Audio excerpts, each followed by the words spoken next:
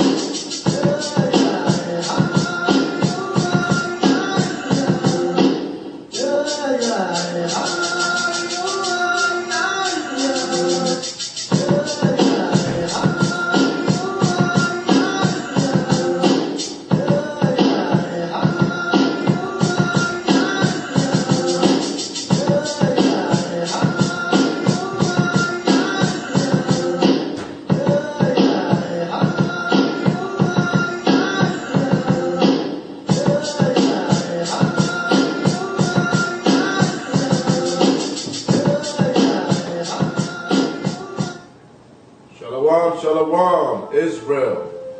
This is your brother Maharakah, Ben Yehuda, Ben Yasha'Allah, House of Israel, Spirit of Israel Productions. We got next here to have our topic of this evening is Thanksgiving. All right, we here to rebuke Thanksgiving and give you understanding of the tribe of Gad, that they are Israelites. Okay, one of our brothers and sisters, and that this pagan holiday or pagan feast day is in dedication of the destruction of our people. So myself, your brother Maharakah, Ben Yehuda, Ben Yasha'Allah, and the elders to my left, y'all all know them. Okay, powerful brother in the spirit, the speaker out there, 45th Street, House of Israel for years, diligent, putting in that good word, 4 days a week. Okay. Being a statesman, elder statesman for We Got Next, taking a charge in all the pitfalls and the hatred and the jealousies that comes along with it. But we're not here to go all to that, but we're here to bring forth the word by Hashem HaMashiach Yahweh Shah. This is your brother Maharakah, Ben Yehuda, Ben Yasha'Allah. We Got Next, House of Israel, Spirit of Israel Productions. I'll give y'all brother, priest, elder, Zabak. Shalom, shalom, Yashalom. All praise to the Most High by Hashem HaMashiach Yahweh Shai. House of Israel, Spirit of Israel, We Got Next. FOPE, The Light of Zion, Shield of Wisdom, Ohio Israelites, all the camps in Yahweh Shai. 14th Street Israelites, all the brothers in Yahweh Shai, throughout the four corners of the earth. So tonight, we're going to get right into it. We're going to touch on a topic that needs to be touched on such a day like today. The so-called wicked Thanksgiving, Thanksgiving, right? Because there's nothing to be thankful for, but by Hashem HaMashiach Yahweh Shai, we should not partake of these wicked feast days of America, the so-called white man, and all the things that he set up. So we're just going to get into a few scriptures, pertaining this topic, right? We got a lot of information. We may not get to it, or we may do a second part to it, but we're going to get into some basic scriptures and history on the tribe of Gad, the Thanksgiving holiday, and how we shouldn't be celebrating this holiday by Hashem HaMashiach Yahushua. We have our true holy days according to the scriptures, which is Hanukkah, Feast of Passover, Feast of First Fruits, Sabbath, Purim, so on and so forth. As a matter of fact, we got Hanukkah coming up 2 weeks from tomorrow, which is your so-called Black Friday. That's another abominable day that we may touch on tonight briefly.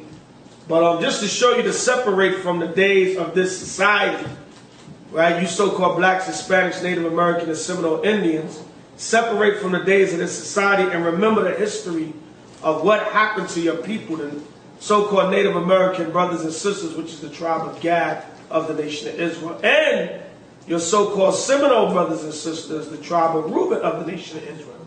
Right? We have to remember both of them that suffered the wrath under the so-called white man and not partake of this day, man.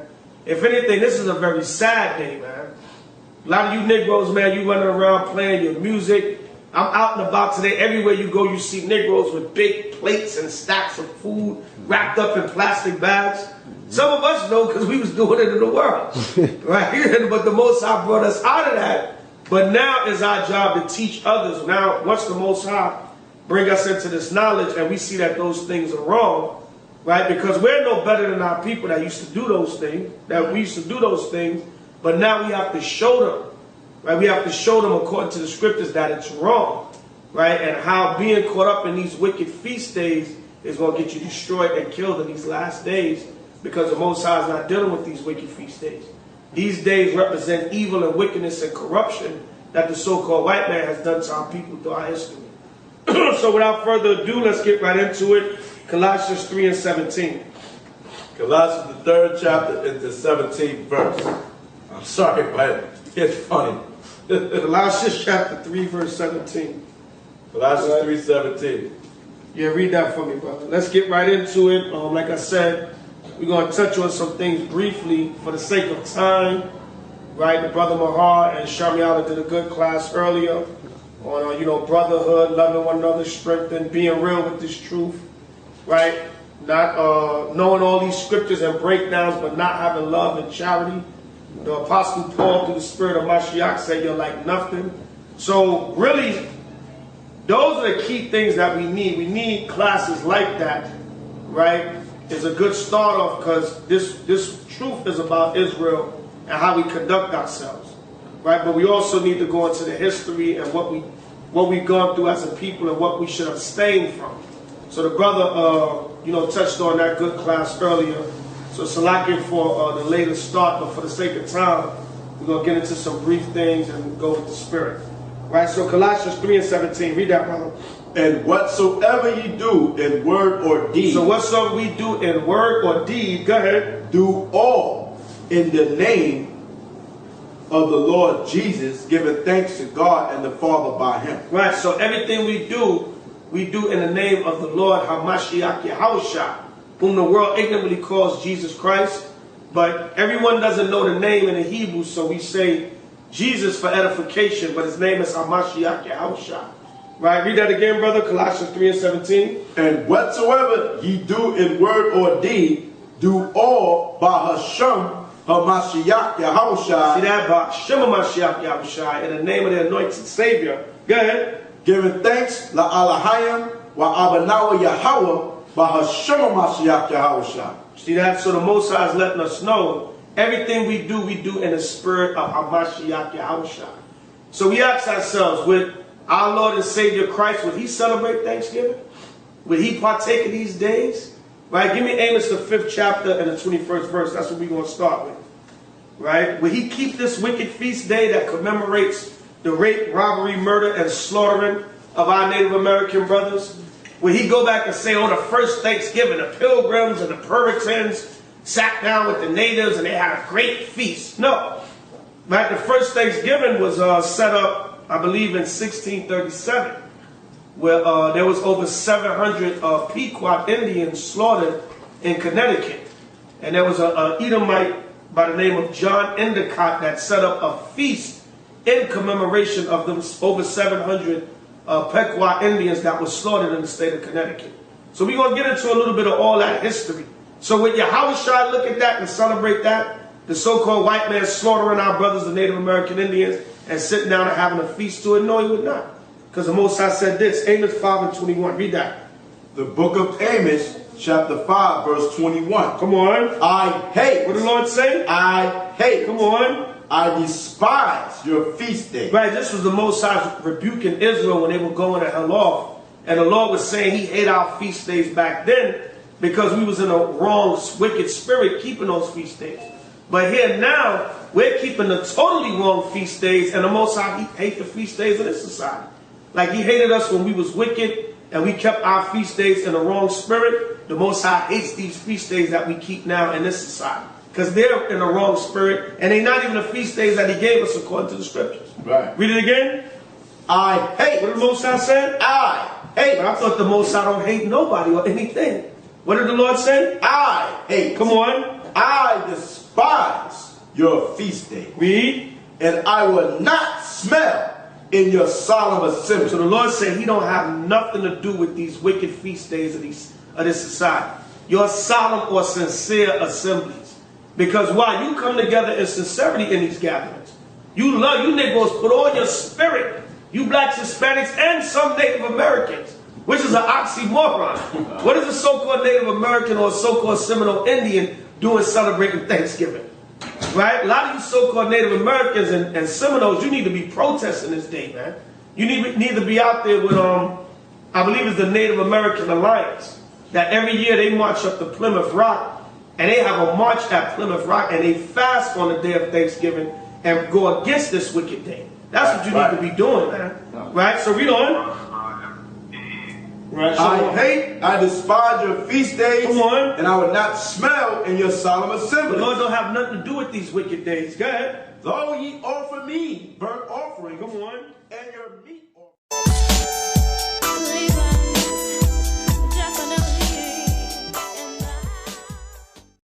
Cook all these strange meats, ham, pork, right, turkey. Even though turkey is a clean bird, but the turkey symbolizes the bodies of the Native American Indians.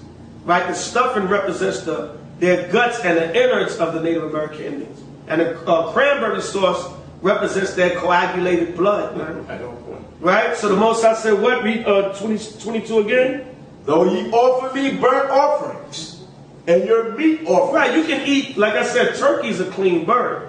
When you read the Levitical law, turkey is one of the clean birds. You can eat that any day. You can eat that on a Thursday in August. Why does it have to be on this particular day that you Negroes engage in this feast that the so-called white man set up? Go ahead.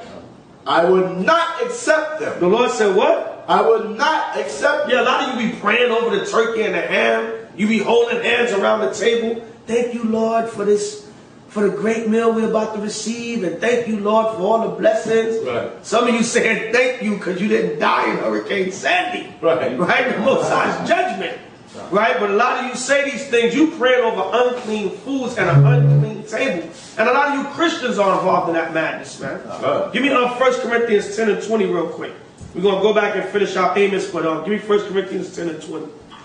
You so-called Christians that claim you in the church and you love the Lord, you doing this in the name of the Lord, but you actually celebrating the rape, robbery, and murder and slaughter of your brothers and sisters, the Native American Indians. 1 Corinthians 10 and 20.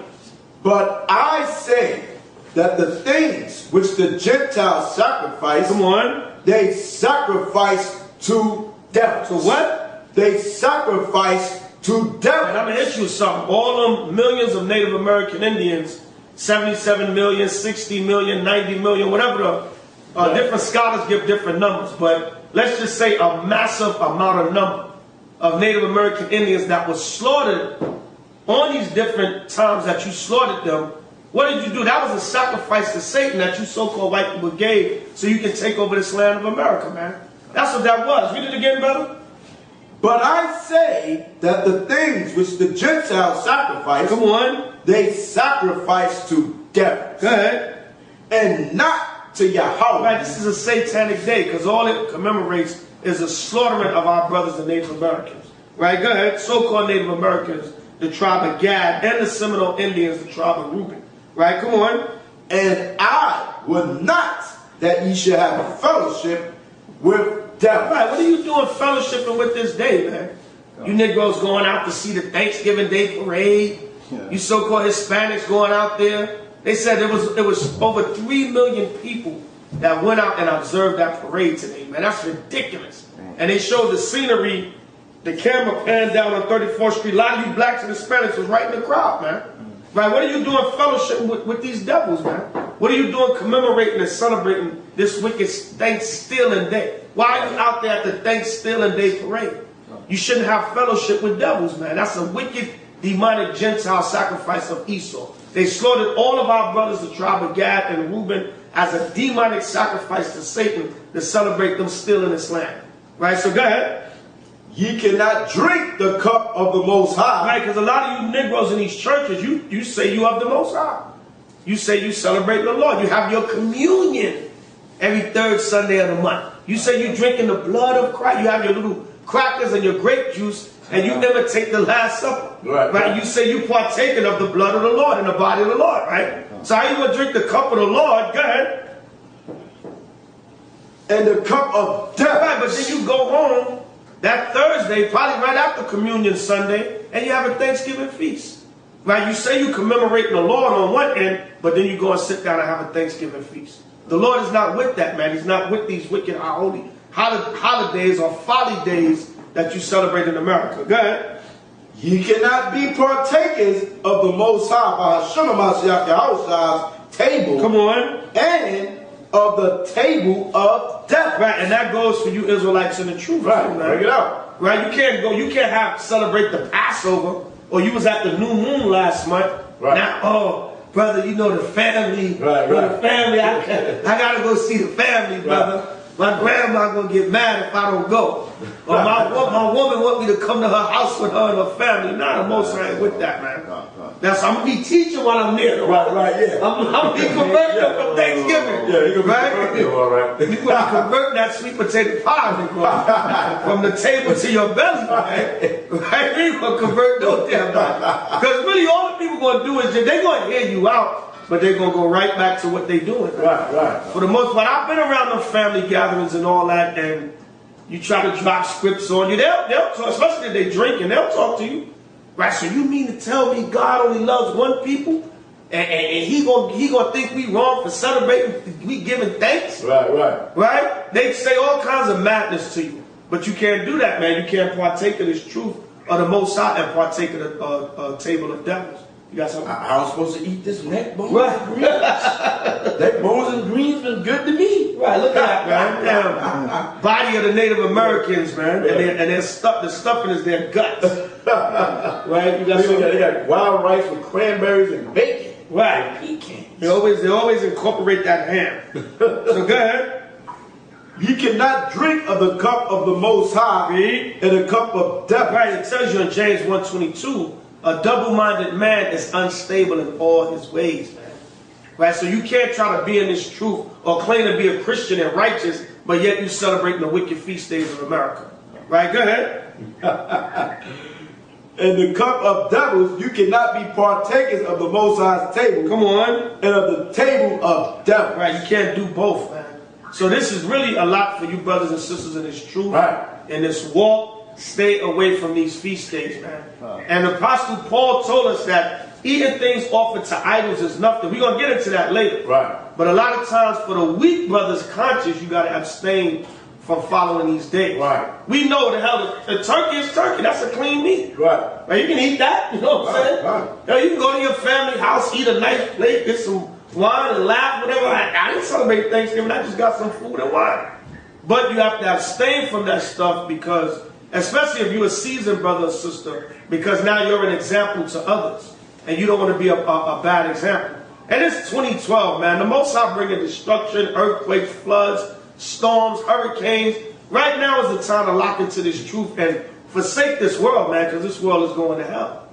Right? So go back to Amos 5 and 22. Amos chapter 5, verse 22.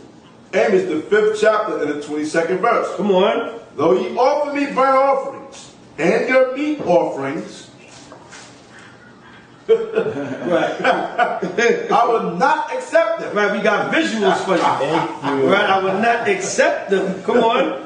Neither will I regard the peace offerings of your fat beasts. Right, see that? So basically the Most High is not accepting your offerings of your different meats, your turkey, your fat pig, Right. your fat pork that you offer on that day. The Lord is not accepting these days. Go ahead. Take thou away from me the noise of thy Now song. you Negroes be jamming and Right. having Thanksgiving songs. Step in the name of the Right? A lot of y'all pumping a little quick, getting a pre-start on the Christmas songs. Right. Right? Chestnuts. Right? He getting a pre-start on the Christmas. The Lord don't want to hear that, man. You stepping in the name of love. Right? I want to thank you, Heavenly Father, for shining your light on me. All your old school classics. The Lord don't want to hear that, man. A lot of you got music blasting out of your house, chilling, jamming. Chilling right now. Right? Go ahead. For I will not hear the melody of thy The vows. Lord said he don't hear the melody of your vows, man. The Lord don't want to hear that. So we got to abstain from these days, Israel, because it's wicked, man. Go to St. Mark, the 7th chapter. Right? St. Mark, the 7th chapter. We got to abstain from this because Yahushua spoke and told us what to follow and who to follow. The true holy days are written in the Bible. Like I said, 2 weeks from tonight, tomorrow, we got the Hanukkah feast coming up, man. The Feast of Dedication, where we rededicated the temple to the Most High after we defeated the Greeks. We can celebrate that. We don't need Thanksgiving. And that's a true festival of Thanksgiving. We'll go into that a little bit later if we have time. Let's go to Mark 7 and 7. The book of Mark, chapter 7, verse 7. Howbeit in vain do they worship me, See that? The Lord said, in vain you worship me. Go ahead.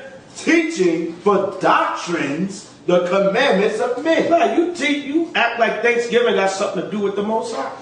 Like the rape, robbery, and murder and slaughter of the Native Americans and the Seminole Indians, that got something to do with the Lord, man. That don't have nothing to do with the Lord. Right? Go ahead. For laying aside the commandments of the Most High power. There's commandments of holy days in the Bible. Leviticus, the 23rd chapter. What's some more? The book of Esther, Purim. Right? The book of the Maccabees, the Feast of Hanukkah. Even though we have holy days and festival celebration days, but our days are written in the scriptures. Go in the scriptures and find Thanksgiving. It's not there. You're going to find that the Gadites will be slaughtered. They will be taken down. We're going to get into that later. But go in the scriptures and find the holiday of Thanksgiving. You're not going to find it because it's not there. Right? Go ahead. For laying aside the commandments of the Most High power. The true holy days of Yahweh, our power, by Shema Mashiach Yahushua. Go ahead. Ye hold the tradition. What is Thanksgiving? Ye hold the tradition. That's a tradition, man. That's nothing commanded by the Most High.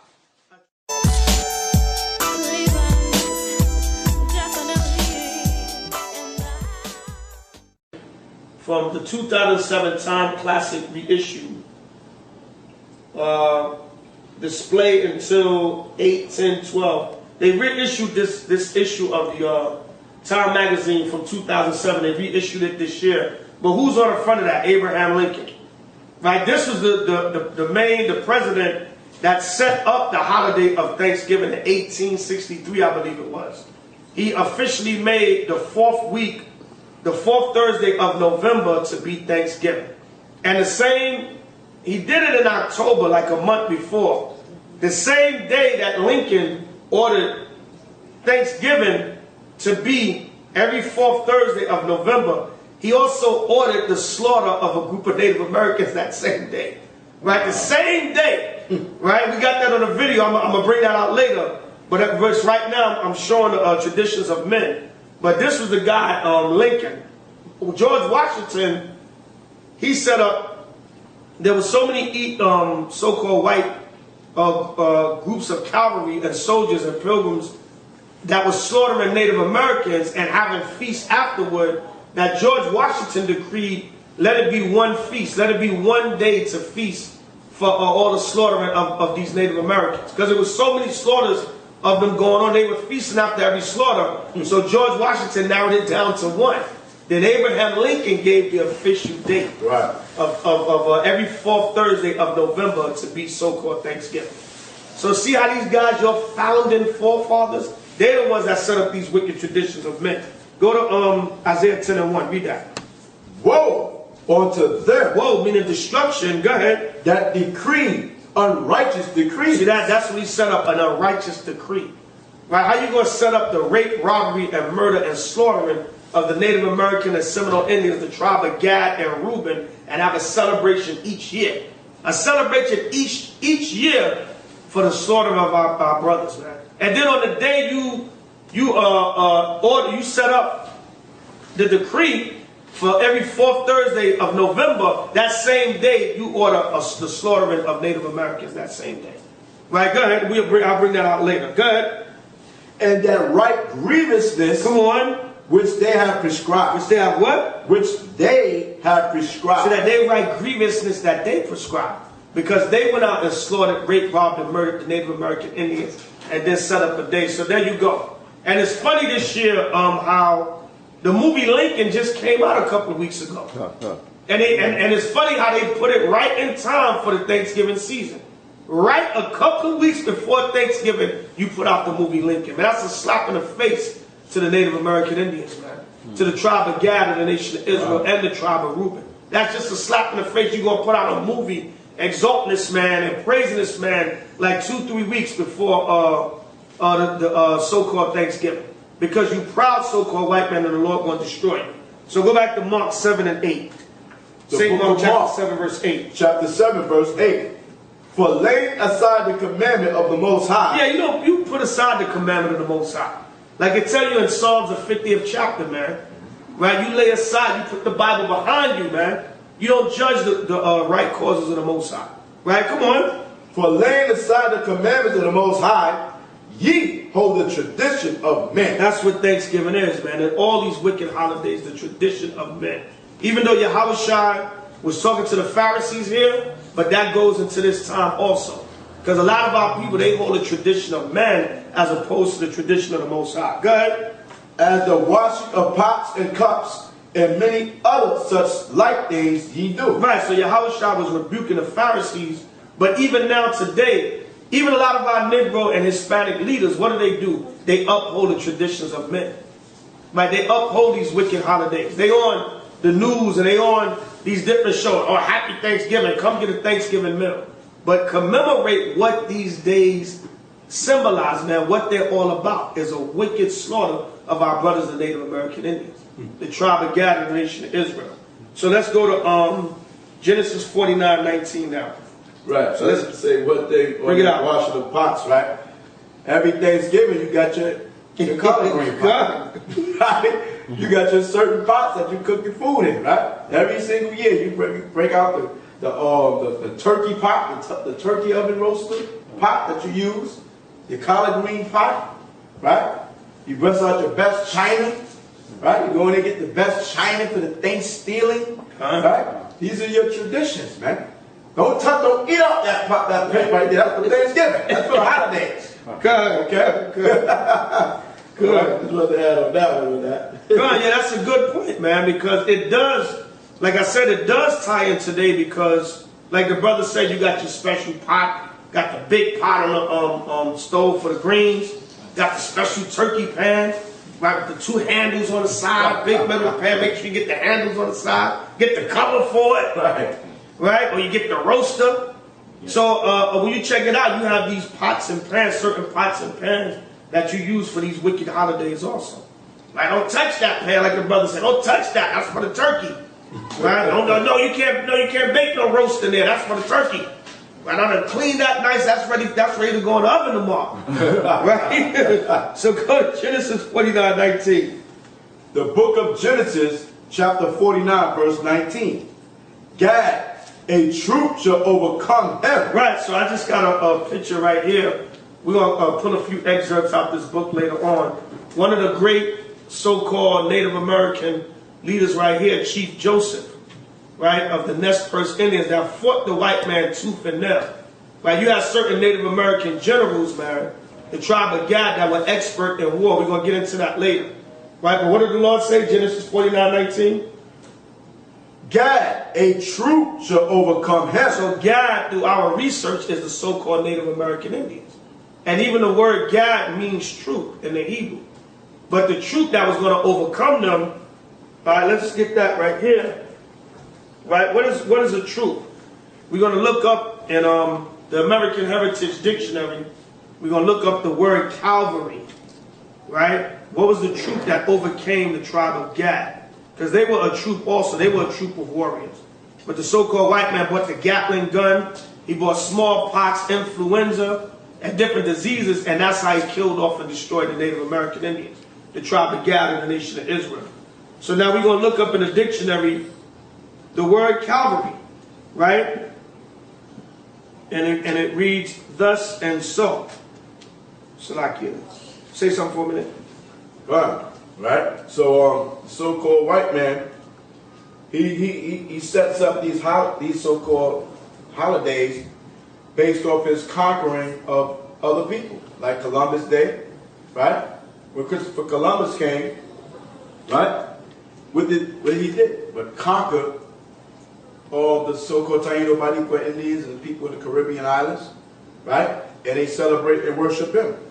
All right? What happened? They celebrate and worship him. I was saying the turkey with the stuffing at the bottom, that blood at the bottom of the turkey wasn't even fully cooked. Oh, okay, right. So you see we have the pictures up here, right, to show you the things that our people are eating, man. And we're going to go into that, to the law, the dietary menu. You see the ham, the honey glazed ham with the pineapples and cherries that you Negroes is eating up, okay, loving, licking your tongue, licking your fingers and every damn thing, right? You're okay, you're having a ball, you're having a blast, but you're going against the dietary law. Right? And this picture here shows the Native American Indians celebrating, right? Let me go back to that. They up there celebrating, having a little powwow. But what do you notice in the background? You see guns pointing at them. The pilgrims. Right? They about to blow them to smithereens. And you see, right? Look at the guns in the corners right here. They ain't nothing brothers, man. Okay? The so-called white man is not about peace, man. Okay? So the brother's going to break down the word cavalry that shows that it goes into truth. Right, so read that again, Genesis 49:19. Genesis chapter 49, verse 19. Gad, a troop shall overcome him. Right, so this is page 143 in the American Heritage Dictionary. It says, cavalry, troops trained to fight on horseback or in light armored vehicles. Comes from the Italian word cavalleria or cavalier or cavalier. Cavalrymen. Right, and right here it has a picture of a U.S. cavalry. Right here it says, Captain Dodge's colored troopers to the rescue by Frederick Remington. Right, it has a picture of the cavalry also right there. There's a so-called white man. He also had black men in his armies also. Right. During the Civil War, throughout different periods of history. Right, the so-called Buffalo Soldier. Right, and he used them to overthrow and destroy the Native Americans also. He used a lot of Judah to fight against Gad. Right, and vice versa. But we're going to also go into this book later showing you where Judah and Gad was together. Right, they was coming together, and one of the Native American leaders, so-called Gadite leaders, he told the so-called Negroes, he said, if I can get y'all to realize that the so-called white man is your enemy and you're slaves to him, we can come together and overthrow him. Right? By Shema Mashiach. So every Gadite or Negro wasn't some Sambo coon that just wanted to be up under the so-called white man. Right? So that was the truth that overcame the tribe of Gad. Read that again, Genesis 49:19. Genesis chapter 49, verse 19. Come Gad, a troop shall overcome him. What did the Lord say? A troop shall overcome him. A troop shall overcome him. Go ahead. But he shall overcome at the last. Right, because the Most High will raise up the tribe of Gad off the reservations. He's going to raise them up in his truth, because remember, there's 12,000 leaders of the tribe of Gad that's coming back into this truth. Get out. Right, give me Ecclesiasticus 25 and 7. Ecclesiasticus chapter 25, verse 7. The book of Ecclesiasticus chapter 25, verse 7.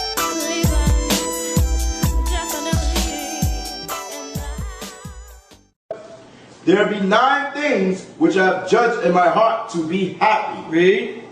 And the 10th I will utter with my tongue. Read.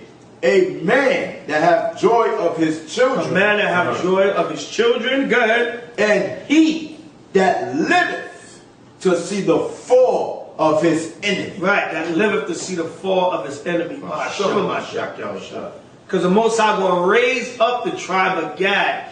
Now I'm going to read it again. It says, Gad, a troop shall overcome him, but he shall overcome at the last. So we're going to live to see our so-called Native American Gadite brothers rise up and get you so-called white people back and get vengeance on you for the evil that you have done unto them. Right, so let's get Deuteronomy 33 now. Get the next prophecy on Gad in Deuteronomy the 33rd chapter, and I believe it's the 20th verse. So all this is in the scriptures, man. We know who the tribes are. A lot of you say, oh, Native Americans are not our people. We're going to go in some of the books and show what even the so-called white scholars identified the so-called Native Americans as Hebrews, man. You're talking about they Chinese, and we're going to dispel that too. How they didn't come from the Bering Strait, and they're not so-called Chinese. By Shema Mashiach Yahushua, we're going to get into that. Right, so go to Deuteronomy 33, and you got something in that book? Yeah, yeah, I have to read this. Okay, Deuteronomy 33, and let's get 20. And of Gad he said, blessed be he that enlargeth Gad. Right, because the so-called Native Americans, they came over and they possessed this whole so-called U.S. now, man. As a so-called white man, you came and raped, robbed, and murdered, and stole this land from the Native American Indians, man. Right, the Lord said, blessed be he that enlargeth Gad. Because the Most High brought the tribe of Gad over here, and when you look on the ancient Native American, so-called Native American maps, you see the massive amount of land that the so-called Gadites had all over America, man. Now you so-called white people have took America, and you take all the citizens and pack them in cities, and take the tribe of Gad and pack them on a reservation. Man, they have plains and plains of land and field they were dwelling on when they came in this land, man. But you so-called white people, like the murderers and the thieves that you are, you came and raped, robbed, and murdered, and slaughtered them. Give me Micah 2:2. Right, hold Deuteronomy 33 and 20, and we're going to get Micah 2 and 2. Say it again, huh? You just bringing out something? Nah, you too wild, man. I was following you. They cover fields and take them by violence. All right. Give Micah chapter 2, verse 2. Right, yeah, man. The Lord said he blessed and enlarged Gad, because they had a great, massive land when they came over here. Even Canada, right? Some parts of Mexico, all that you took from the tribe of Gad, man. All that land you so-called white people raped, robbed, and murdered, and stole. You just came and took Canada, took so-called North America from the Native American Indians, man. Because the Most High enlarged them and gave them this land. Right, give me Micah 2 and 2. The book of Micah, chapter 2, verse 2. And they covet fields. Right, they covet fields. They lust after and desire fields, different parts and lands of the world. Go ahead. And take them by violence. And do what? And take them by violence. And that's exactly what you did. You came and raped, robbed, murdered, and slaughtered the so-called Native American. It tells you that in this book. It tells you about the Trail of Tears. Right, or how the so-called Native Americans traveled throughout different parts of America on a trail of tears of all the lands that the so-called white man was just following them and killing them and raping and robbing and murdering them and taking their land from them. Right, so read it again, brother. Micah 2, verse 2. And they covet fields and take them by violence. And they take them? By violence. Right, you still lands through violence, man. You're always going and bombing and killing somebody. Now you have more sophisticated weaponry and technology, so you're always going and bombing and killing somebody now. Right? Come on. And houses. Read. And take them away. Houses and take them away. Go ahead. So they oppress a man. They oppress a man. Go ahead. And his house. And his house. And it tells you in the history how a lot of so-called Native Americans, the Gadite brothers and sisters, what did you do, man? You raped, robbed, and murdered them and dispossessed them out of their houses. A lot of times, you would lure so-called Native Americans out of their houses, and you would be waiting with a contingency of men and slaughter them off, man. You would slaughter their wives, their children, everything. It's all in the history, man. Right, so go ahead. And so he oppressed a man in his house, even a man in his heritage. Right, and a lot of you took that knowledge away from the so-called Native Americans that they were Hebrew Israelites. Even though the so-called, the tribe of Gad, they started to go off into worshiping the sun, the moon, right, the buffalo and different things, smoking the peace pipe, and Nature worship. right, nature worship, man. Worshiping, they got into that nature worship spirit, which the Most High tells us in Deuteronomy the 4th chapter that we wasn't supposed to do that. That would be a curse to us. And also in the first commandment, thou shalt have no other powers before me. So when the so-called Native Americans start going off into that, that's when the Most High brought the so-called white man to judge them and punish them. But when they first came here, as we're going to show in some of the history, they were keeping the laws of the Most High as Israelites. Right? But you took that heritage, you slaughtered them off and took their heritage from them.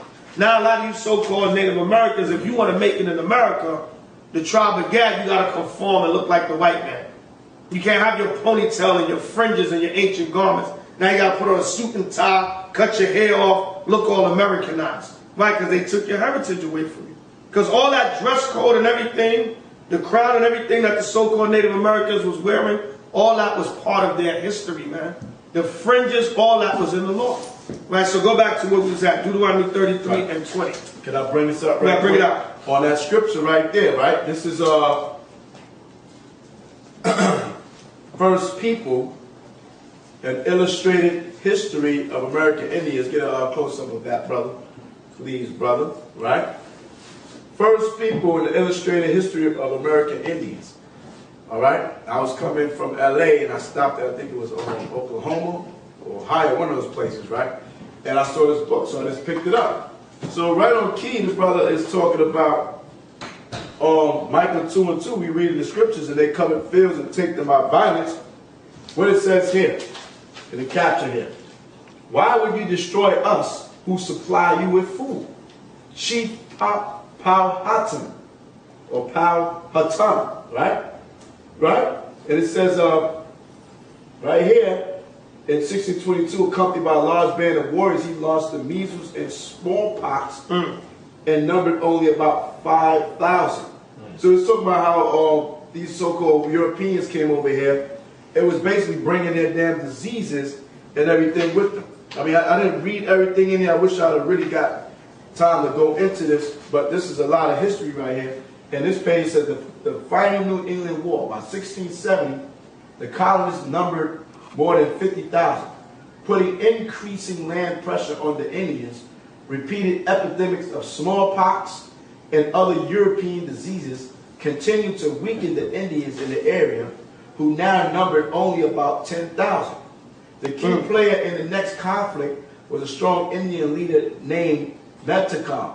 Metacom was Sachem of the Wampanoag and the son of the great Massasoit, who have been present at the first Thanksgiving. And what it says here about the first Thanksgiving, so the friendly relationships enjoyed at the first Thanksgiving did not last long. Because the so-called white man, he's not about peace. He's not about peace, man. So get this book, man. If you can find this book, it's called The First People, the Illustrated History of American Indians, man. You know what I'm saying? And, I didn't really go through it as much, but some things in here I went through. And I'll bring it out also, because like the brother said, a lot of you say that Give me the author again. This is, the author is David C. King, right? Right. And look how dark the sister is on the front. Right. Okay? And you're going to talk about the North American Indians are red. Right. How the hell you get red out of here? Right. Get red out of here. Like the Pious said. What is that? This is a black woman right here. Black sister, young girl. How the hell you get the North American Indians are red out of this picture? Bring it up. How can you get that? Right? Therefore, you want to have something to say. Here in this picture, you have a North American Indian brother, right? On his, we call it the canoe, right? And what do we have on there? The Shield of David. Huh? The Shield of David back then. How about that one? Before you had your Google. Right.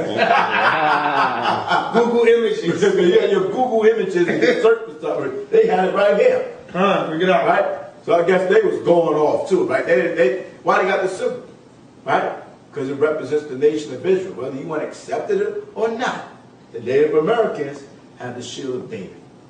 How about that for you, buddies? Because they were Hebrew Israelites. But they was Hebrew Israelites. Was it the Star of Rephaim? Right, it was the Star of Rephaim. Okay? Right there, man. Good. So you out there, look at this North American Indian brother. Right? Look at him. Do he look like a dang so-called white man? You see that woolly hair up there? Right. Right? Look at his woolly hair. Brown-skinned man. Yeah. Right? These ain't the Yeshaya images either. Right. Okay? They gotta Get a black man out of that. black man out of that. Okay? We ain't doing that over here. Okay? Nah, you Okay. get the real images. They gonna get the real images, man. They were showing an old black or Native American woman right here. All right? Dark skin, she's brown skin, right? Yeah, bring it up. Right? Another one. Right? All through this book, man, got a lot of good images in this book, but the first page of the whole book is a very, look at the images here. The guy on this page. Yeah. Look at the images here.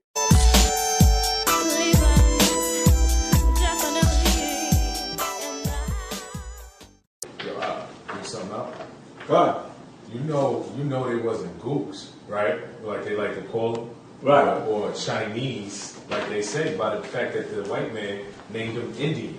Right. Going off of what Elam was kind of looking like Elam. So you know for a fact that they didn't look like no damn Chinese. Right. He ain't call them Asian, or he ain't call them come in here and say I got to New Asia or New China. Right, He said, I right. got the Indian. Right. He got here with a bunch of dark people looking black Asiatic. Like even Elam, when you go to that country, their hair is woolly, except for the ones that are mixed with Esau or whatever that they put on TV. Right. Bring it up. All right. Yeah. And they go into, we're going to do another part on it, but they even go on in this book about the Ice Age and the land bridge and all that madness. You know, you saw you throw a little lie in there somewhere. Right. Okay? Right. You know what I'm saying? You're behind trying to walk across that barren strait and see if your behind won't turn to an icicle. The woolly Get the mammoth. hell out of here. Woolly mammoth and every damn thing they got in the picture, man. Come All on. right. Okay? So-called white man. He got to make up a lie like the Big Bang Theory. All of us is here because something blew up and exploded. Right? Let me put a pack of C4 on you and blow you up and see if you're going to come back together again. Get the hell out of here with that madness. All right. The white man is a liar. And the father of it. Is the father of it. Right, so where we was at? Back in Deuteronomy 33 and 20 again. Deuteronomy 33, verse 20. And of Gad he said, blessed be he that enlargeth Gad. Come on. He dwelleth as a lion. Wait a minute. Get that first part again. And of Gad he said, blessed be he that enlargeth Gad. Right, because God came over here and they had this great land, man. They had this large mass of land. But what did the so-called white man do? Go to Deuteronomy 27 and 17. Deuteronomy chapter 27, verse 17. Now these are laws that apply to the Israelites, but the so-called white man, he's going to be judged also because he didn't keep not one law in his Bible. Right. The Most High said, look, I'm going to give you rulership of the earth, but are you going to live, are you going to judge the world by my word? No. Right? You said, in God we trust. You put the Bible in all your institutions, but you didn't live according to these scriptures. Right? So you was a hypocrite. The Lord said, all right, I'm going to give it to you. I'm going to give you rulership, and I'm going to give you the Bible. Let's see what you're going to do with it. And what did you do? You didn't keep not one law in this Bible, so-called white man. You raped, robbed, murdered, and slaughtered. So go to Deuteronomy 27 and 17. The book of Deuteronomy, chapter 27, verse 17. Cursed be he that removeth his neighbor's landmark. Right, see that these laws mainly apply for the children of Israel, but it's universal law. The Most High's law is universal law. Because when we fell to the so-called white man, what did the so-called white man do? He took the laws of the Bible to establish his penal code. Right, his whole system of law is based on the scriptures, but they perverted but a lot of what their law stands for is based on scripture. Right? That's why they sell us the bad meat. Right. Right? They sell us the bad meat. We supposed to do that to them. That's what they charge us usury. Right? We supposed to do that to them. They go by the Bible, man. You get a damn loan and the interest is 1,000%. Right? That's the so-called white man taking our laws that we were allowed to do to the heathen and doing it to us. In the book of Leviticus, it tells the Israelites, only of the heathen thou shalt make slaves. Right. So what did the so-called white man do? Only of the nations that's not him, he gonna make them slaves. Right. So he took our laws and used them. So now we're gonna use them back on you. See that guy, brother? Read Deuteronomy 27:17. Deuteronomy chapter 27, verse 17. Cursed be he that removed his neighbor's landmark. Come on. And all the people shall say amen. See that? All the people shall say amen. Right. You remove your neighbor's landmark. There it is. There you go. That scripture we read this there and Deuteronomy.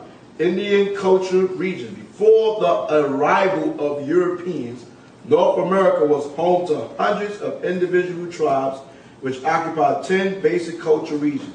These regions have been defined by modern experts based on geography, climate, and shared cultural practices. Right, so it's basically showing you all of this land was Gad. Right, like the brother was going into. All this was Gad. Right, here come the damn so-called white man. He just can't have the southeast. He went the northeast. Then he want to get the Great Plains. Oh, I want southwest too. I want here the Great Plains. I want to go up here. I want to take every damn thing. Okay, he want to take everything. All right, but he still want to get next. You conquered the world, man. Your time is up. It's over for you, dog. You know what I'm saying? Forget about it, man. So it's showing you the land of Gad as we read it, right? In Deuteronomy 27:17 and Deuteronomy 33:20. Right. You remove your neighbor's landmark, Esau. Right. Because when the so-called white man came over here, the tribe of Gad treated them friendly, man. Right. They taught them how to cook. What do you think the festival of Thanksgiving comes from the Feast of Tabernacles? Because the Native Americans, they used to celebrate the harvest festival. The tribe of Gad and Reuben, they used to celebrate the harvest festival. Where did they get that from? Because they were Hebrews. That's why the brother showed the shield of David on a canoe. And we're going to get into the book showing how they were speaking Hebrew and they had Hebrew customs because they were Israelites. Right? They were Israelites. So that's why they were celebrating the harvest festival. So what the so-called white man did, the Puritans, they were sort of like religious fanatics, they slaughtered the Native Americans and they went into the scriptures and they stole a custom and saw how we celebrated, the Gadites celebrated a harvest festival, so they made up Thanksgiving. Thanksgiving is also commemorative of a harvest festival. That's why whenever you check it out, every year around the time that we have the Feast of Tabernacles, it's Thanksgiving up in Canada. Right? Canada's Thanksgiving is always in early October. And most of the time, it lands around the same time that the brothers and sisters in this truth are keeping the Feast of Tabernacles. Because it's a harvest festival that they stole, and now they made it into so-called Thanksgiving. Check it out. Canada already have their Thanksgiving in October. And a lot of times, not all the time, but a lot of times it aligns right with our Feast of Tabernacles. Because they stole that harvest festival from us. So read that one more time. We're going to go back to Deuteronomy 33 and 20. Deuteronomy 27:17. Cursed be he that removeth his neighbor's landmark. And the brother just showed the maps, right? And you can look up the ancient. I had a map, but I wasn't able to get it in time for the filming. But I will show it on another video of all the land that the so-called Native Americans possessed when they first came here. And the so-called white man basically stole it from them. And that's in basic American history. Right. You can get an ancient map of the Native Americans and it give you all the different tribes of Gadites and different lands that they possessed when they came over here. Right, go ahead. And all the people should say, Amen. So this was different laws that the Most High gave about landmark and removing a man being cursed when he removes a neighbor's landmark. So go back to Deuteronomy 33 and 20. Read that, brother. And of God he said, blessed Blessed be he. that enlargeth God. Come on. He dwelleth as a lion. Right, God dwelt as lions, like warriors, man. They were fierce warriors, and also, when you look in history, they used to paint their face like the lions. And they used to hide down in the bushes and the woods, and they would attack the enemy, man. They would roll up and attack. They were fierce warriors, just like lions. And they actually painted their face during the time of war as lions. Go ahead. But he that enlargeth God, he dwelleth as a lion and teareth the arm with the crown of the head. Right, so say something for me, then I'm going to get these images. Okay? So, showing you, man, our people, God was and he also going on Chronicles, it goes into the different tribes and the war talents and skills that each tribe had. And even over there tell you that God, looked like a lion. Okay? And he's gonna get the images now, some images as well in this book. You know what I'm saying? So the Most High is gonna bring us back together, man. Okay, we got 12 tribes, several flavors, man. Okay, and all of them have unique talents and skills, man. You think the so-called white man of the nation gonna be able to stop us when the Most High give us that power and turn our spirit back up? You know what I'm saying? To where we was like powers on the planet Earth, right? The scripture says we are gods, right? So the Most High gonna turn us back up. And what you gonna do, right? Because God is gonna be terrible, man. God was terrible for y'all to even get this country, okay? All right, they didn't bow out. The tribe of Gad, there were like 4 tribes that really sold the hell out, okay? But Gad was not just selling out, and especially Reuben. Reuben never sold. I tell you that in the history books. Reuben didn't sell out, man. Reuben fought to the bitter end so we couldn't fight no more, but he wasn't doing all that signing trees every damn week. So-called white man, okay? He held his dignity, man. Okay, you got your images? Right, yeah, this is that book, An Illustrated Early History, America, An Illustrated Early History by Time. Now, it's some other pages I got in here. I'm going to find those in a minute. But right here, I want to go to page 82 and 83. Now, notice one thing right here. What does the so-called Native Americans have? The tribe of Gad and Reuben had. They had the so-called tents or teepees. You got that? Right, they got the tents or the teepees, which this is commemorative of the tents and the booths and the temporary housing that we lived in the wilderness during the Feast of Tabernacles that we celebrate each year, that harvest festival. So that's symbolic to that of how they were dwelling in the teepees also, or the so-called tents. Now right here, if you can zoom in, it's kind of a small image. I'm going to show some bigger ones. But right here, read Deuteronomy 33 and 20 again, that last part. The book of Deuteronomy, chapter 33, verse 20. And of God he said, blessed be he that enlargeth God. He dwelleth as a lion, and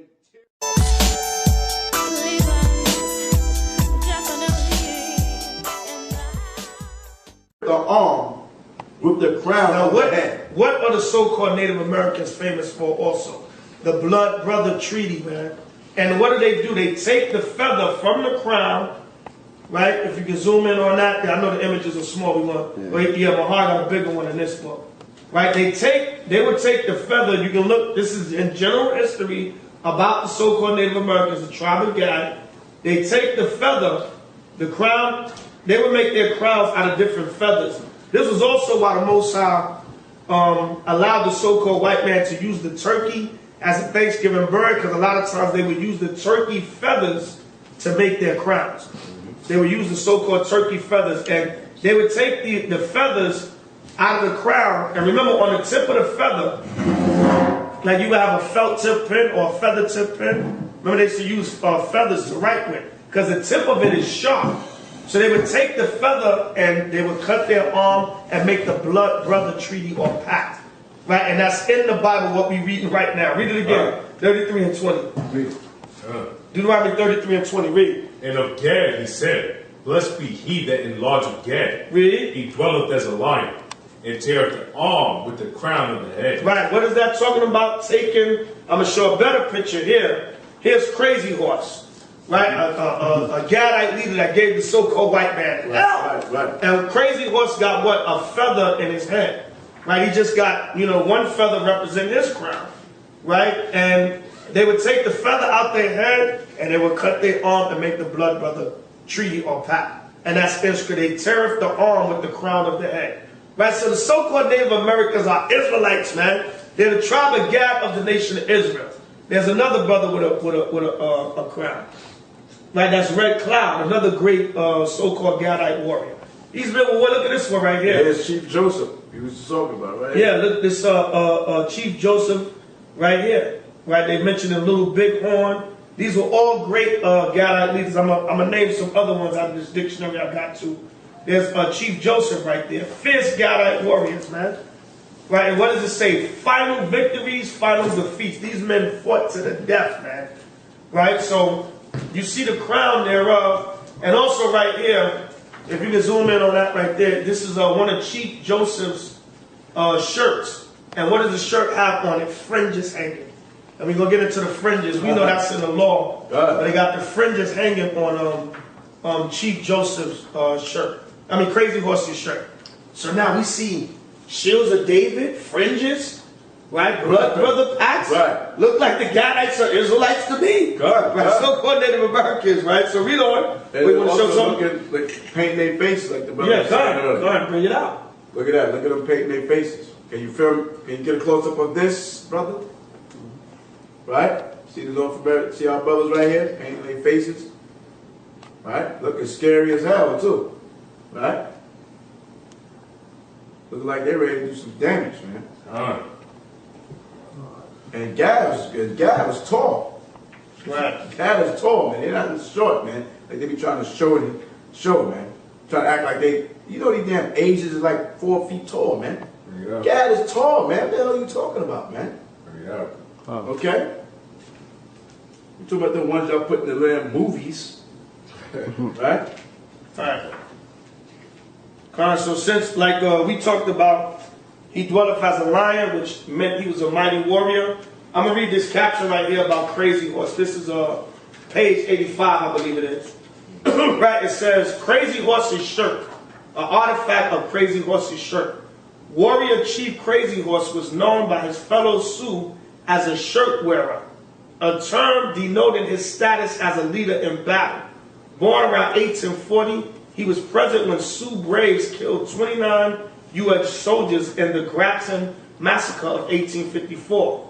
With Sitting Bull left, he was a leader of the Sioux in the Indian victory at the Little Bighorn 22 years later. His shirt adorned with human hair is on display at the National Museum of the American Indian in Washington.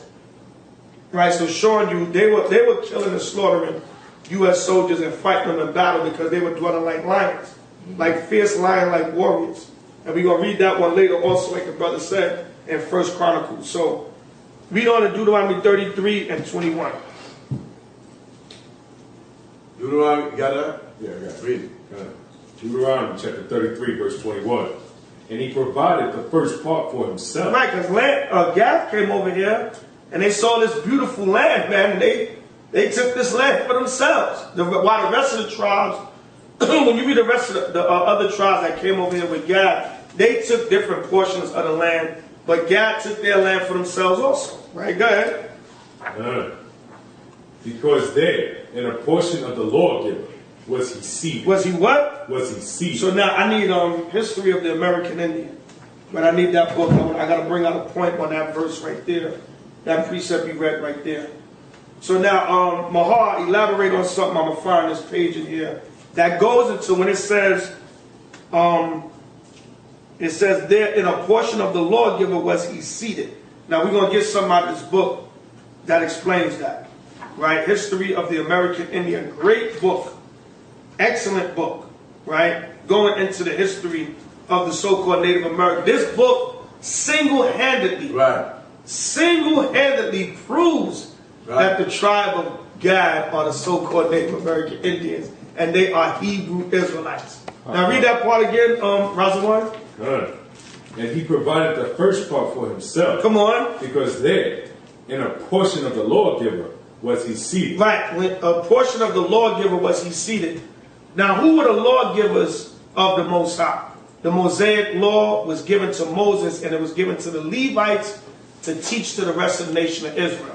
And when you read all throughout Genesis to Deuteronomy, mainly Exodus, Leviticus, Numbers, Deuteronomy, it tells you about the Levitical laws and the customs that was given to the priests of Israel. But this book is going to tell you how the tribe of Gad, when they came over here to America, they were emulating the Levites and the Mosaic customs and rituals back from ancient Israel. This is History of the American Indian by James Adair. I'm going to read page 88 and page 84. Right? And it says, the Mosaic ceremonial institutions are acknowledged by our best writers to represent the Messiah. They understood. The tribe of Gad understood the Messiah. Right? Get St. John 10:16 real quick. St. John chapter 10 verse 16. So the tribe of Gad, the Native Americans are Israelites, man. Yeah. The Reubenites, Seminole Indians are Israelites, man. Stop the madness. You got all these wild videos on YouTube. Those are not our people. Right? Those are Asians. Those people. And how can those people with slanted eyes and straight hair be our people? But we're going to show you images of black Indians. Right? By Shema Mashiach Yahushua, that don't have no chinky eyes and straight hair. Right? We're going to show you images of them in this book and go into how they were fighting with Judah. They were putting Judah. They were putting Gadite clothing on Judites and setting them up as kings and warriors amongst them. Because they knew we were the same people. Right? So now, it says, give me St. John 10:16 real quick. St. John 10:16. And other sheep I have, which are not of this fold. So where was Yahushua? He was telling the Jews, the southern kingdom in Israel, that other sheep, he was talking about the other 10 tribes that was on this western hemisphere. What did Yahushua say? And other sheep he said, other sheep I have, go ahead. Which are not of this fold. And that's not talking about the Gentiles and the other nations. He was talking about the Israelites that was scattered abroad. The northern kingdom. Right? The other so-called Israelite foreigners or strangers or northern kingdom that was scattered abroad on this western hemisphere. Read on. The other sheep I have, and other sheep I have which are not of this fold. Come on. Them also I must bring. Then what? Then what I what? And them also I must bring. That's why the so-called Native Americans, they understood about the Messiah. That's where you get the Book of Mormon from. So-called false prophet John Smith claimed the Book of Mormon was revealed to him one day, and God called him to be a prophet of the Lord. You so-called white men are not no prophets of the Lord, and the Lord ain't revealed a damn thing to you. Right. I got to get my Yeshaya on, right? Ain't nothing been revealed to you. You ain't nothing but the devil that the Bible speaks of. Ain't nothing got revealed to you, Esau. Right? John Smith, the Book of Mormon was revealed to him. The Book of Mormon is the records of the tribe of Gad, of the Native Americans, when they was over here in America. And they spoke about the Messiah, the second coming. They spoke about the 144,000, the elect, all that in the Book of Mormon. That was the records and the writings of the tribe of Gad and the nation of Israel. Right? And they knew about the Messiah. So read that one more time, St. John 10:16. And other sheep I have, which are not of this fold. So Yahushua said, other sheep I have. Remember, the sheep is the nation of Israel. Right, Matthew 15:24. Right, Matthew 15:24. Jeremiah, what, 50 and 16? Or 50 and 6, I believe it is. Right, go ahead. Them also I must bring. He's talking about the other tribes that were scattered over here. Come on. And they shall hear my voice. Read. And there shall be one fold and one shepherd. That links up with Ezekiel, the 37th chapter. When the Most High said he's going to take the stick of Joseph and the stick of Judah and make them one stick. By Shema Mashiach Yahushua. That goes with Ezekiel 37 and St. John 10:16. The Most High said he's going to bring the two kingdoms back together again because we were split up. You have remnants that still followed the Messiah, but he said he was going to bring us back. So now this is History of the American Indian, page 88. The Mosaic ceremonial institutions are acknowledged by our best writers to represent the Messiah under various types and shadows. In like manner, the religious customs of the American Indians seem to typify or imitate the same. According to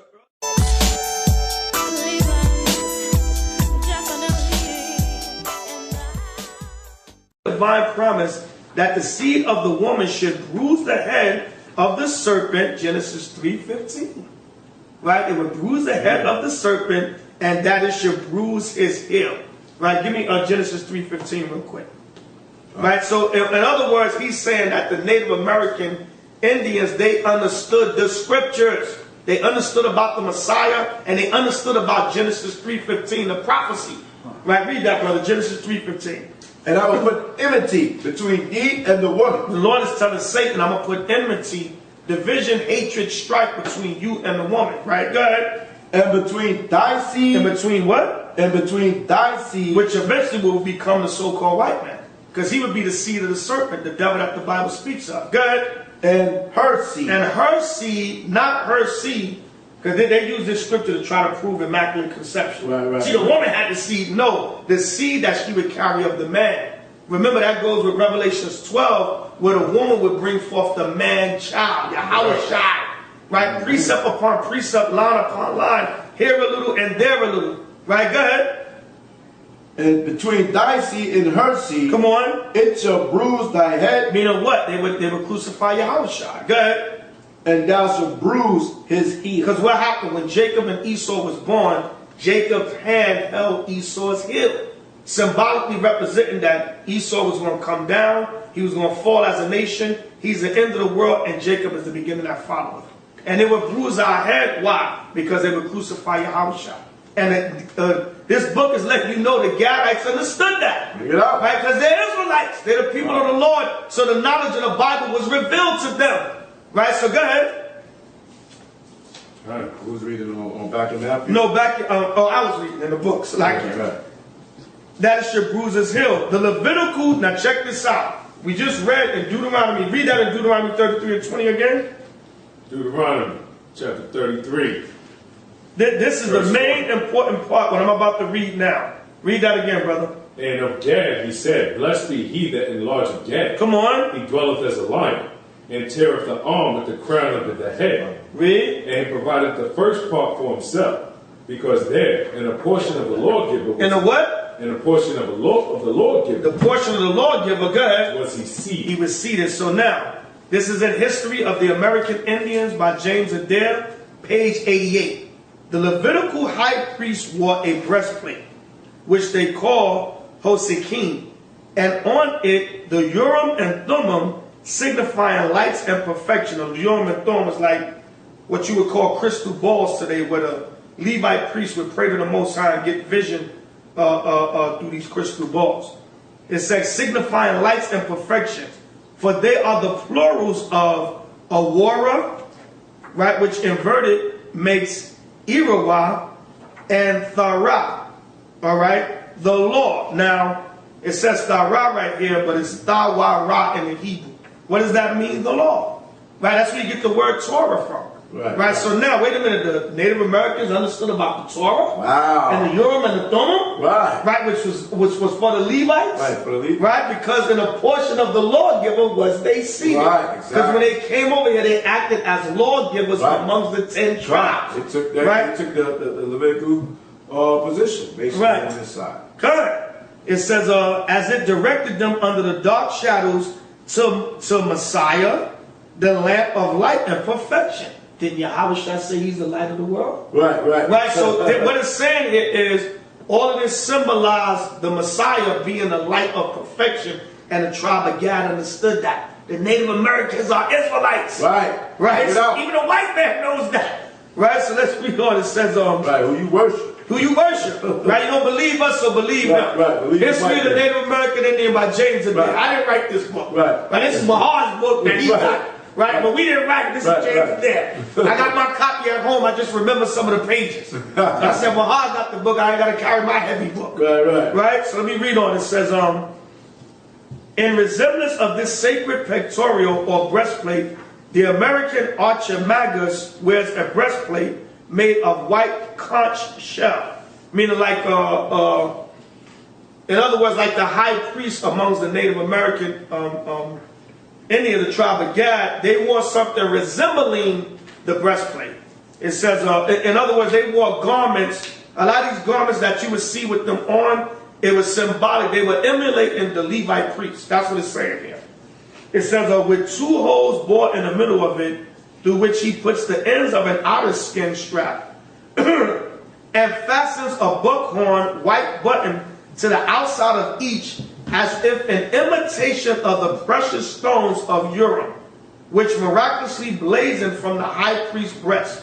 In other words, they were imitating, right, the garments of the Levite priests, because they were acting as ceremonial Levite priests over here when they first got here, keeping the laws of the Most High, which miraculously blazoned from the high priest's breast the unerring words of the divine oracle, instead of the plate of gold which the Levite wore on his forehead, bearing these words, Kodash la Yahweh, or Kodesh li Yehovah, holy or separate to the Most High. The Indian wears around his temples either a wreath of swan feathers or a long piece of swan skin, doubled so as only the fine snowy feathers appear on each side. And in likeness of the tiara of the former, the latter wears on the crown of his head a tuft of white feathers, which they call yatera. Now I'm going to get to this main point right here. He likewise fastens a tuft of blunted wild turkey cock spurs, or turkey feathers. That's where you get the so-called white man use the turkey to like mock the tribe of Gad, because they use the turkey feathers to make their crowns out of. Right. And the crown was imitating the gold crown that the Levites would wear. They were emulating it. So that's why in a portion of the lawgiver was they seated. It says, toward the toes of the upper part of his moccasins, as if in resemblance to the 72 bells which the Levitical high priest wore on his coat of blue. By Shema. So they were imitating the Levites in their garments. The right? white man said it. Right, the so-called white man said it. Right. Now, let's read back up here. Deep. I didn't read that one. See that? It said, instead of the plate of gold which the Levite wore on his forehead, bearing these words, Kodash La, they got Kodesh Li Yehovah here, but it's really Kodash La Yahweh. Now wait a minute. The Levites wore the name of the Most High on their forehead. And the Gadites was imitating them. Can you get that out? Right? The Gadites was imitating them because why? They knew the name of the Most High also. Focus on that. By Shema Mashiach Yahushua. Right here, where it says, had bearing these words, Kodash La Yahweh, or Kodesh in the modern Li Yehovah. Now, Kodesh is supposed to be Kodash in the ancient. Right. They got K-A-D-E-S-H, but it's supposed to be Q-A-D-A-S-H. Li is supposed to be La in the ancient, L-A, which means two. And Yehovah is supposed to be Yahweh. Instead of the O, it's supposed to be an A. The E, that's the modern. The O and the E was added to the modern. The E is supposed to be an A, and then you have Wa, which would give you Yahweh. But it still have the letters here, like what Esau called tetragrammaton, like the 4 letters of the Most High Yahweh's name.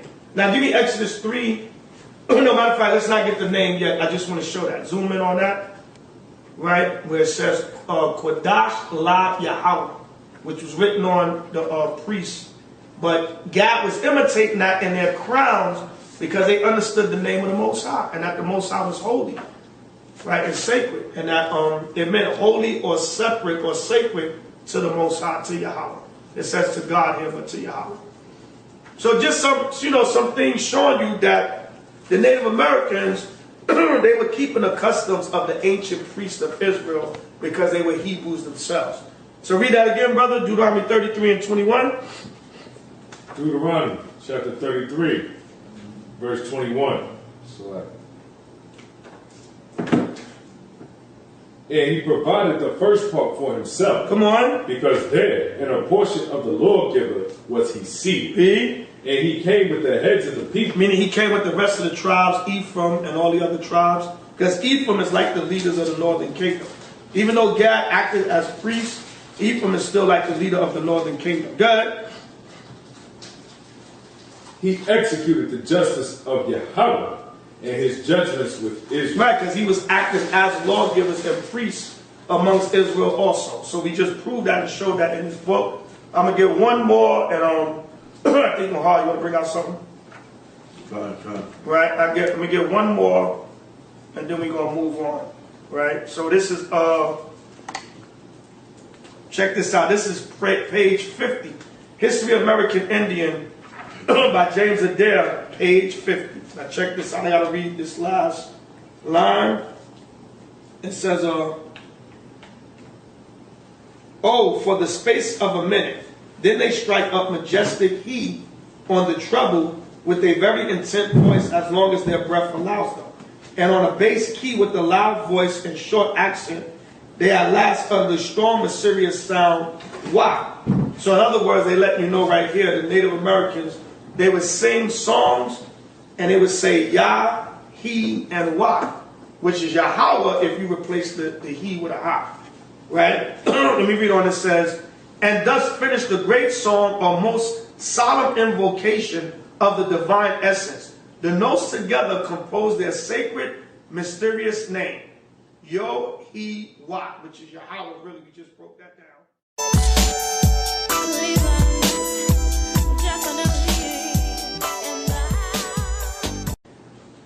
That this seems to be the true Hebrew pronunciation of the divine essential name, Yahweh.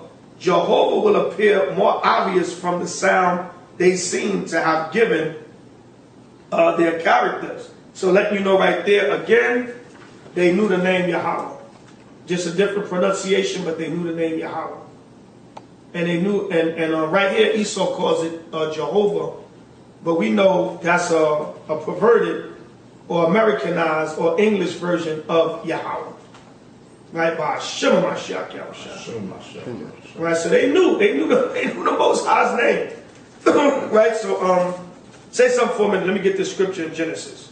God, man, when you start doing your research and start looking up all these different things, I mean, it's crazy how right this as we going through it, and I'm going through this book, I'm seeing everything that's being mentioned in the Bible, right? Correlate with these history books, man. Okay? All we gotta do is just seek and we shall what? Find, man. Okay? Everything is here right before your face, man, as long as you're on the right path. Okay? We got the Hebrew alphabet right here. We got the alphabet of the Cherokees right here. Alright? And I want Zabak to take a look at this right quick, and while I bring out this other point, and he can relate that to the language. They got the dial there. Okay, Carl. They got the Hebrew alphabets there. Okay? And I have a book here also. I know he might still want to be up in there. Lost Tribes and Promised Lands by Ronald Sanders. Okay? This book is be dropping some bangers too. Okay? Let me read a couple of them for you while you get that. Page 364. Right? And it says on page 363, a lost tribe discovered in New York. Right? It says in September 1644, a Portuguese Moreno named Antonio de Matosinhos arrived in Amsterdam after having lived for some years in South America and proceeded to tell the leaders of the recently established Jewish community there a story that caused them to think of him as a latter-day Eldad the Danite, trying to say he's an Israelite, trying to claim the tribe of Dan, okay, so-called Dan, white boy, right? Okay. 2.5 years before, he told them about traveling in the wild mountains of Quito. Quito is the capital of Ecuador, right? So now, let's see what he says. Quito, he had heard some of his Indian guys remark that the natives of that country deserve all the suffering they have undergone at the hands of the Spaniards. Let's see why. When he asked them to explain why they thought such a thing, they had replied mysteriously that it was because so we badly treated a holy people, the greatest in the world. Deuteronomy 6 and 7. 76? 76, thank you. Right? It says, badly treated unholy people. Saying that these people in Quito, Ecuador, right, are holy people. Right? What's that? That's Zebulon, Naphtali? Wait, what you saying? Asher? Asher. Asher, Quito, and Ecuador. Ecuador, Asher. That's Asher. Asher, yeah. Where Kabarian is from, right? Peru and all that. Right? So they deserve to be treated like this, right? Because they fulfill the prophecies, the curses. Right? So read Deuteronomy 7:6 right quick. Deuteronomy chapter 7, verse 6. For thou art an holy people unto Yahweh thy power. So who's the holy people? The Israelites. Bring it up. Deuteronomy 1:1. The whole book of Deuteronomy is talking to the Israelites. Read Deuteronomy 1:1 right quick. All right. Deuteronomy chapter 1, verse 1. These be the words which Moses spake unto all Israel on this side of Jordan. So he's speaking to the Israelites. Okay. So now what he said in 7 and 6? For thou art an holy people unto Yahweh So thy power. how you going to say these are holy people? Right? Yeah, Right? Who's the holy people? The Israelites. Go ahead. Yahweh thy power have chosen thee to be a special people unto himself, above all people. Above what? Above all people. Now here it says, we so badly treated a holy people, the greatest in the world.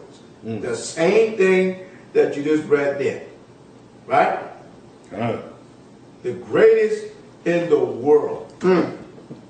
All right? So we know what who the Bible says the greatest in the world is. That's it. It's the Israelites.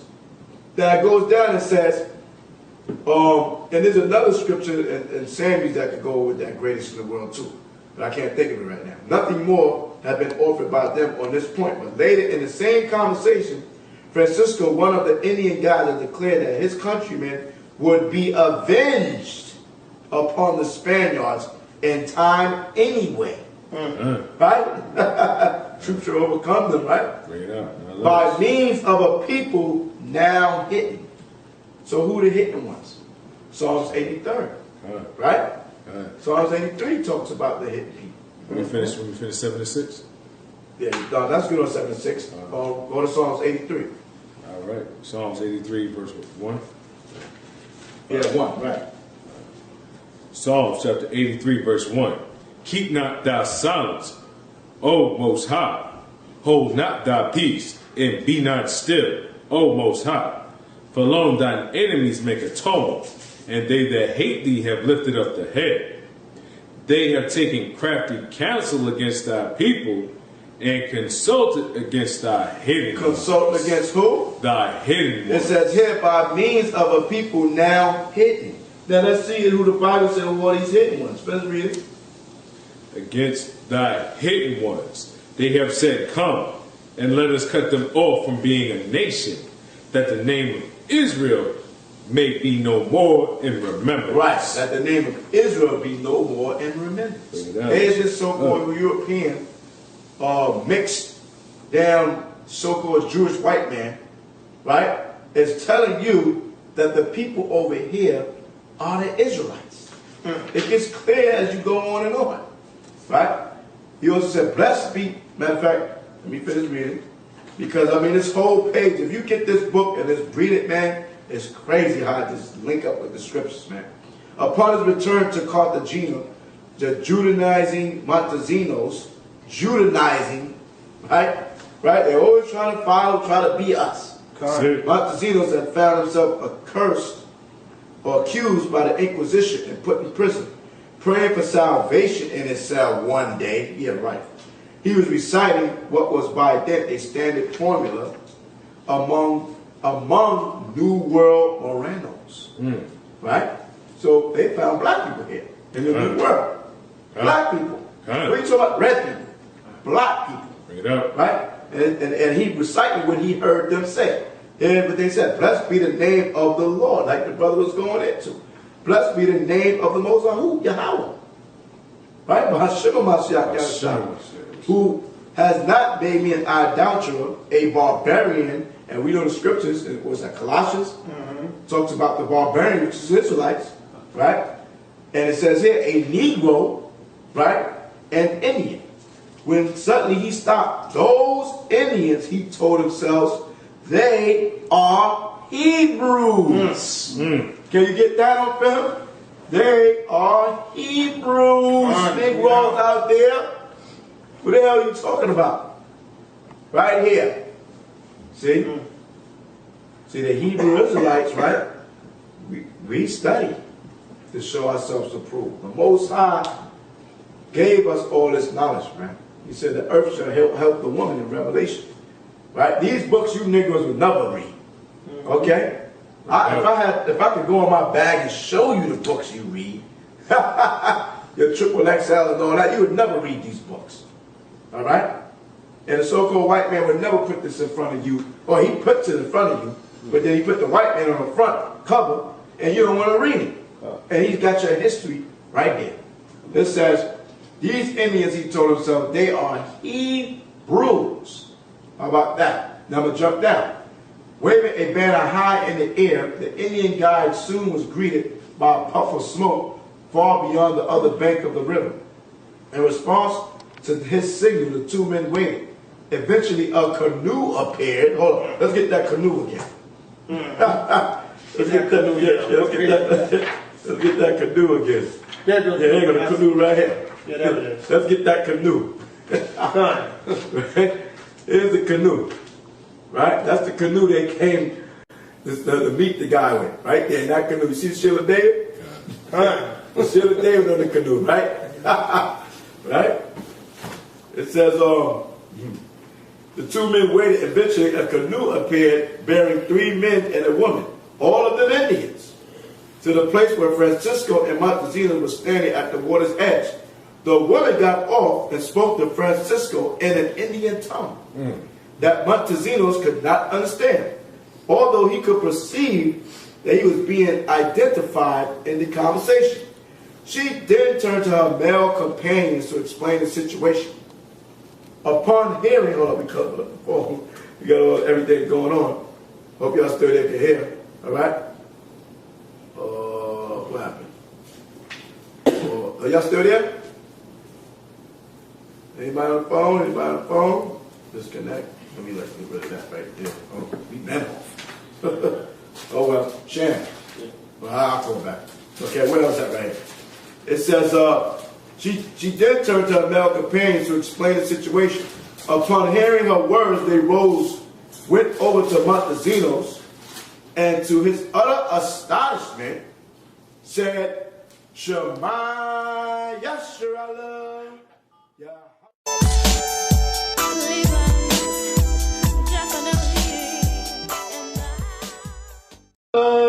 Allah high now was right here. Shema, Yisrael, Adonai, Elohim, Adonai, Akkad. That's Shema, Yasha'Allah, Yahweh, Allah Akkad. And it has here English translation. Hear, O Israel, the Lord our power, the Lord is one. What is that? Deuteronomy 6:4. They had recited in Hebrew the fundamental credo of Judaism. For you Negroes that want to argue that the Native Americans are not Israelites. Right? It says a brief conversation then ensued in their common ancestral tongue. According to Montesinos, whose fluency in it is almost as perplexing to the reader of his narrative as is that of his 3 mysterious new companions, they told him that they themselves of the tribe of Reuben, and that the tribe of Joseph, which is Ephraim and Manasseh, so-called Cubans and Puerto Ricans, live on an island nearby. Right? So now, where they was at, they was over there in Ecuador, down there. Right? So they over there already on the Caribbean coast over there. Right? So he said that the 3 tribes, Reuben, Ephraim, and Manasseh, lived on the island nearby. How about this one? Francisco told Montesinos all he knew about these people from his own traditions. His ancestors, to their eternal shame, had indeed made war on them and persecuted them. Deuteronomy 28. Right? Leviticus 26. You know. only the sorcerers of his tribe had perceived that they were a special people. Deuteronomy 7:6 again, brother. Deuteronomy chapter 7, verse 6. For thou art an holy people unto Yahweh thy power. Yahweh thy power hath chosen thee to be a special people. What? To be a special people. A special people? Right here in the Bible, in this book here. He said only the sorcerers of his tribe have perceived that they were a special people. Talk about like the priests. The priests, they call them sorcerers. Right? The priests. Right? And have given warning that they should be left alone. The power of these children of Israel is the true power. Right here in the book. Said the Hebrews, then they went straight to say Israel. Okay? The power of these children of Israel is the true power. They had said, and everything inscribed on their tablets is true. At the end of days, they will be lords of all the nations of the earth. One nation will come bringing many things to this land, and after we have all been provided for, these children of Israel will go forth from where they now are and reign over the whole earth as they once did. Can't get around that. And we can get all the scriptures, but wow, it's right here. I mean, they're telling you right here. Right. We got next. Right. It's the Lord's tribe in promised lands. Right. It probably costs $1 million now. I don't know. It's 900. Right. How much it costs now? $900. 900. See? Right. You probably can't get the book now. Right. I got the book for like what, $70? Right. Okay. Maybe you might find it cheap.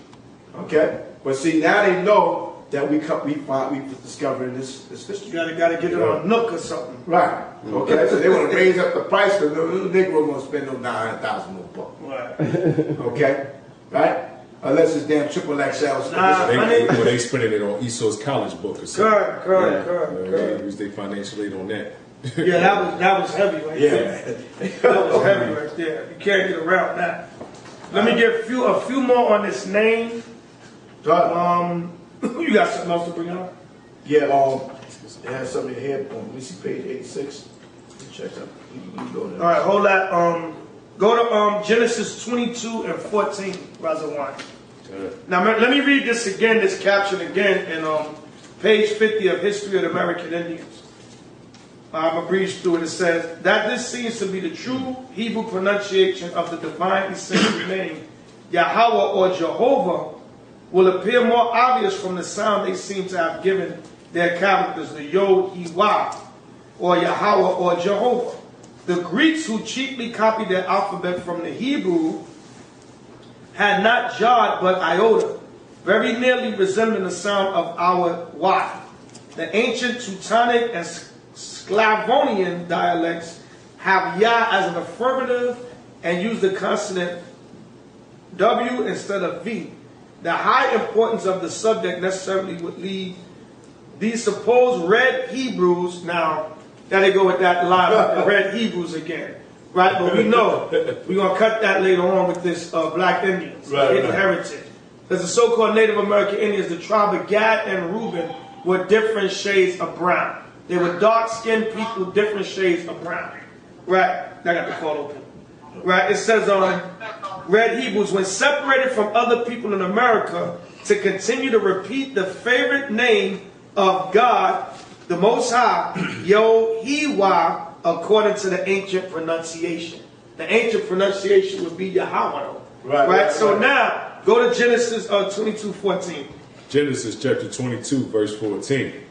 And Abraham called the name of that place. Right, this is where Abraham was going to sacrifice Isaac.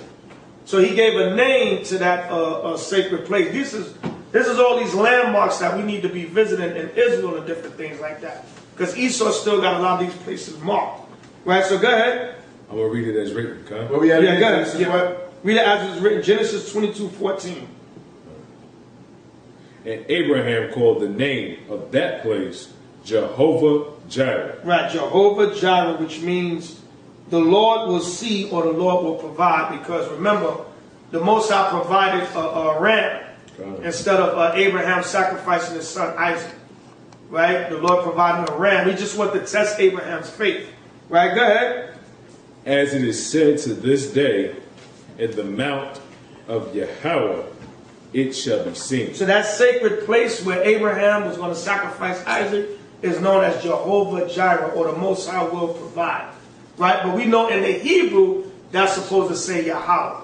But we know the scholars that translated the Bible know the name of the Most High. That's where they got it written, Jehovah.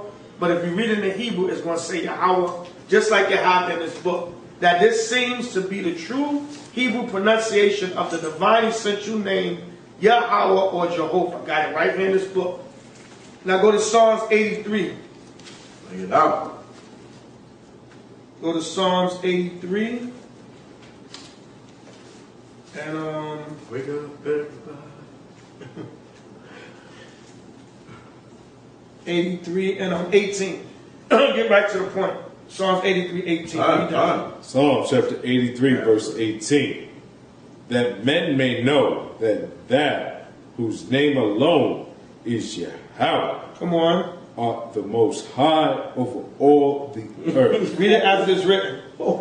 That men may know that whose name alone is Jehovah. Come on. Art the most high over all the earth. Shema Mashiach Yahushua. So the scholars Esau in this book letting you know that name, Yohiwa, which is really supposed to be Yahweh or Jehovah, the so-called Native Americans knew that name. The red Hebrews, which we're not red. Esau is red. With different shades of brown. The Gad is different shades of brown. Right. Now, contrary to the uses of all ancient heathen world, the American Indians not only named the Most High by several strong compounded appellatives expressive of many of his divine attributes, meaning, in other words, the Most High got different titles. He was called the Great Spirit, right, and different things by the tribe of Gad. Right. But likewise say Yah at the beginning of their religious dances with the bowing posture of body. Right? Yah is short for the Most High. Then they sing yo-yo, he, and repeat those sacred notes on every religious occasion. The religious attendants calling to Yah to enable them to humbly to supplicate seems to point to the Hebrew custom of pronouncing Yah, which likewise signifies the divine essence or the Most High. It is well known that what sacred regard the Jews had to the four-letter divine name, so as scarcely ever to mention it but once a year when the high priest went into the holy sanctuary at the expiation of sins, meaning the Day of Atonement.